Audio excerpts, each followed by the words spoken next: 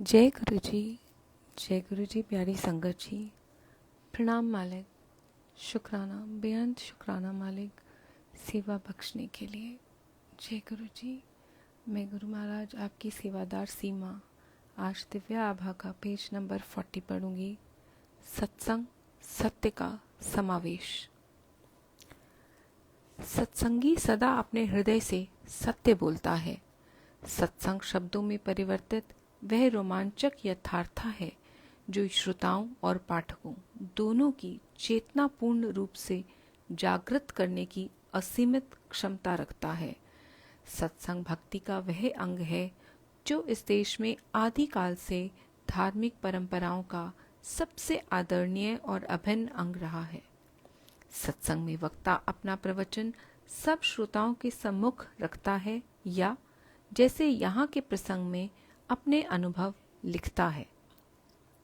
प्राकृतिक संवेदना और ध्यान से पढ़े अथवा सुने हुए सत्संग से सब में विश्वास की उत्पत्ति होती है। जिस प्रकार अणु विद्युत संचारित करते हैं, उसी प्रकार सत्संग से श्रद्धा एवं निष्ठा का प्रसार होता है।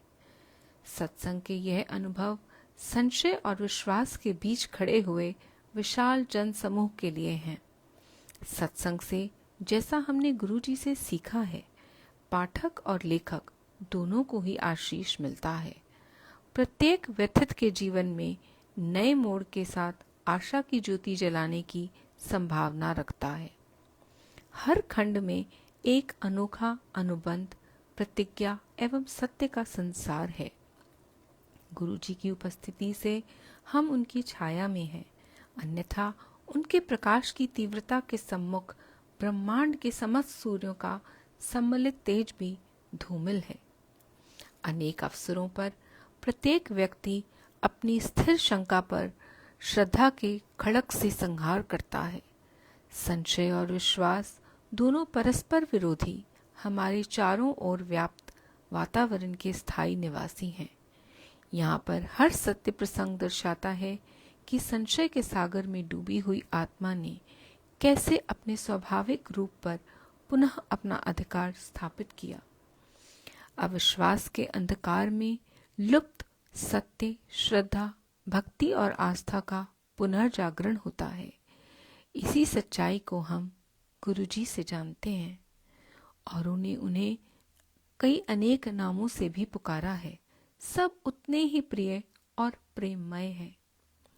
यह सत्संग आपको, जो संभवतः अभी भी सोच रहे हैं कि सत्य के भव सागर में छलांग लगाई जाए या नहीं, आगे बढ़ने की प्रेरणा देता है। आगे बढ़कर तेजी से कूद जाइए। प्रणव सदा आपके सदा है। ये कथाएं पूरे विश्व में फैले हुए अनगिनत भक्तों पर हुए चमत्कार हैं। परंतु चमत्कार क्या है? वह तो आत्मा से उत्पन्न हुआ सत्य है। आत्मा तो उस सत्य को सदा पहचानती थी। इस भौतिक संसार की माया में वह डूब गई और उस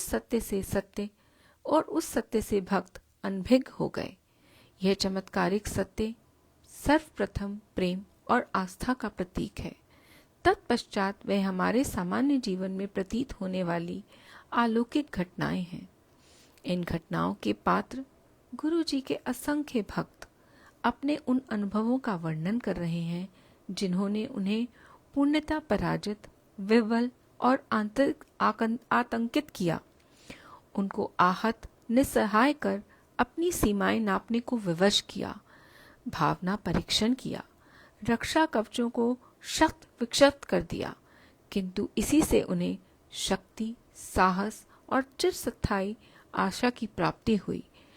वे सब उस असाधारण, उत्कृष्ट दिव्य धारा में प्रवाहित होकर अपनी आप बीती व्यक्त कर रहे हैं।